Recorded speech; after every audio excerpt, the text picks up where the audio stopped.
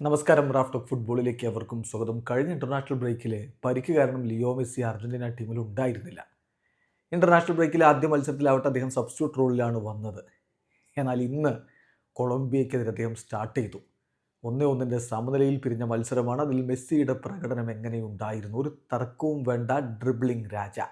Dribbling എന്ന് പറഞ്ഞാൽ അദ്ദേഹം ഈ മത്സരത്തിൽ 7 ഡ്രിബ്ലിങ്ങുകളാണ് സക്സസ്ഫുള്ളി കംപ്ലീറ്റ് ചെയ്തിരിക്കുന്നത്. 10 ഡ്രിബ്ലിംഗ് അറ്റംപ്റ്റുകൾ 7 എണ്ണം സക്സസ്ഫുള്ളി അദ്ദേഹം കംപ്ലീറ്റ് ചെയ്തു. മത്സരത്തിൽ ഏറ്റവും അധികം ഡ്രിബ്ലിംഗ് നടത്തിയത് അദ്ദേഹമാണ്.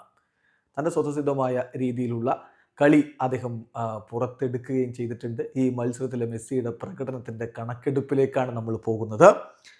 10 ഡ്രിബ്ലിംഗ് അറ്റംപ്റ്റുകൾ, അതിൽ 7 എണ്ണം സക്സസ്ഫുള്ളി. കളിയിൽ ഏറ്റവും അധികം ഡ്രിബ്ലിങ്ങുകൾ അദ്ദേഹത്തിൻ്റെ വക. 4 ലോങ് പാസസ് അദ്ദേഹം കൊടുത്തു. അതിൽ 3 എണ്ണം സക്സസ്ഫുൾ. 75% ലോങ് ബോളുകളുടെ സക്സസ് റേറ്റ്. 12 ഡ്യുവൽസ് അദ്ദേഹം വിൻ ചെയ്തു. കളിയിൽ ആ കാര്യത്തിലും ഒന്നാമത് ലിയോ മെസ്സിയാണ്.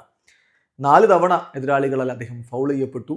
ആ കാര്യത്തിൽ ഏറ്റവും അധികം തവണ വേട്ടയാടപ്പെട്ടതും ലിയോ മെസ്സി തന്നെയാണ്. അങ്ങനെ മിന്നും പ്രകടനം. 8.2 അദ്ദേഹത്തിന് sofascore.com നൽകിയ റേറ്റിംഗ് എന്ന് ഓർക്കുക. ഈ പ്രായത്തിലും അദ്ദേഹം വളരെ വലിയ ഇമ്പാക്റ്റ് ഉണ്ടാക്കുന്നു എന്നുള്ളത് ഏറ്റവും ശ്രദ്ധേയമായിട്ടുള്ള കാര്യമാണ്. ഇനിയിപ്പോൾ ക്ലബ്ബ് വേൾഡ് കപ്പിലെ മത്സരത്തിനായിട്ട് ലിയോ മെസ്സി ഒരുങ്ങുകയാണ്. ഇന്റർ മയാമിക്ക് വേണ്ടിയിട്ടാണ് അദ്ദേഹത്തിൻ്റെ അടുത്ത മത്സരം. ആരാധകർ വളരെ ആകാംക്ഷയോട് കൂടിയിട്ട് നോക്കുന്ന പോരാട്ടമാണത്. 14-ാം തീയതി, നമുക്ക് ഇന്ത്യൻ സമയം പറയുമ്പോൾ 15-ാം തീയതി പുലർച്ചെ 5:30 അൽ അഹ്ലി എന്ന ഈജിപ്ഷ്യൻ ക്ലബിനെതിരെ ഇന്റർ മയാമി കളിക്കുന്നത്. അവിടെയും മെസ്സി പൊളിച്ചെടുക്കുമെന്ന പ്രതീക്ഷയിൽ ആരാധകർ കാത്തിരിക്കുന്നു. വീഡിയോ അവസാനിക്കുന്ന ഫുട്ബോൾ ലോകത്തെ കൂടുതൽ വിശേഷങ്ങളുമായി റാഫ്റ്റോക്സ് എത്താം.